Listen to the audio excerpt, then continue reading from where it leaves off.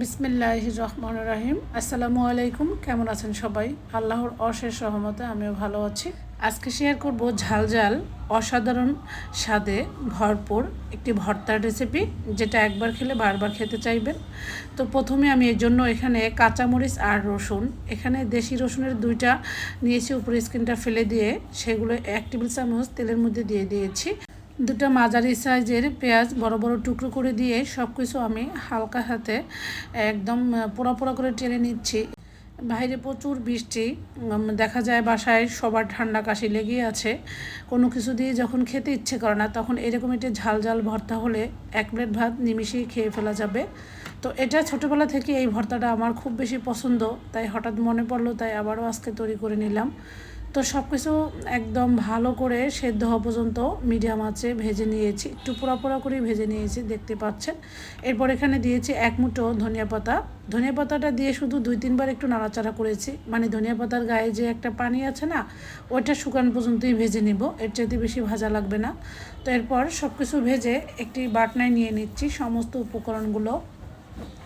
তো চাইলে আপনারা এই ভর্তাটা ব্লেন্ডারে বা শিলপাটায় করতে পারেন। তো ভর্তাটা আমি একটু মানে আলাদাভাবে করব, সেটা হচ্ছে এখানে রসুন আর কাঁচামরিচটাকে একদম পিষনি দিয়ে পিষিয়ে মিশিয়ে ফেলবো, আর পেঁয়াজগুলো একটু আস্তে আস্তে রাখবো, ফলে এই ভর্তাটা খেতে বেশি ভালো লাগবে।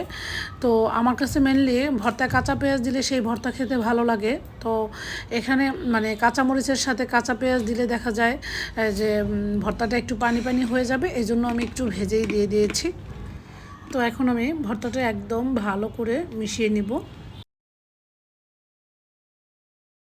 এই তো ভর্তাটা আমি 80% মিশিয়ে নিয়েছি। এখন আমি লবণ দিয়ে দিচ্ছি। আমি এই পর্যন্ত কোনো লবণ ব্যবহার করিনি, তাই এখানে এখন স্বাদ মতো লবণ দিয়ে আমি আবারও ভালো করে পিষিয়ে নিচ্ছি।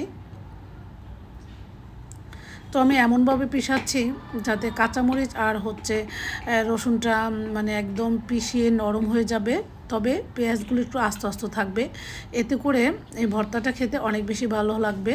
এই তো দেখতে পাচ্ছেন আমার পেঁয়াজগুলো কিন্তু একদমই আস্তে আস্তে, মানে যখন ভর্তাটা গরম ভাতের সাথে খাবো, পেঁয়াজটা যখন মানে দাঁতের নিচে পড়বে, তখন সেই লেভেলের একটা মজা হবে।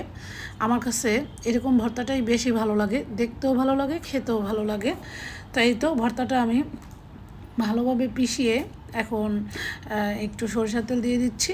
এই ভর্তাটায় সরিষার তেল দেওয়াতে ভর্তার স্বাদটা আরও দ্বিগুণ বেড়ে গেল। এই তো আমি এখন সার্ভ করে নিচ্ছি। এই ভর্তার স্বাদের ভাগ দেওয়া হবে না, এতটাই মজার ছিল। ছোটোবেলা থেকে আমার এই ভর্তাটা খুব বেশি পছন্দ, মানে যখনই কাঁচামরিচ দেখব, মানে কচি কচি, তখনই আমার এরকম একটা ভর্তা খেতে হবে। এটা কাঁচামরিচের সাথে ভেজে রাখা চিংড়ি মাছ বা কাঁঠালি বিচি দিয়ে করলেও এই ভর্তাটা অনেক বেশি মজার হয়। তো সবশেষে এখানে আবারও বেশি করে সরিষার তেল দিয়ে দিচ্ছি। তো আশা করি আমার আজকের ভিটামিন সি সমৃদ্ধ ভর্তা রেসিপিটি আপনাদের কাছে অনেক বেশি ভালো লেগেছে। আজকের মতো বিদায় নিচ্ছি। আল্লাহ হাফেজ।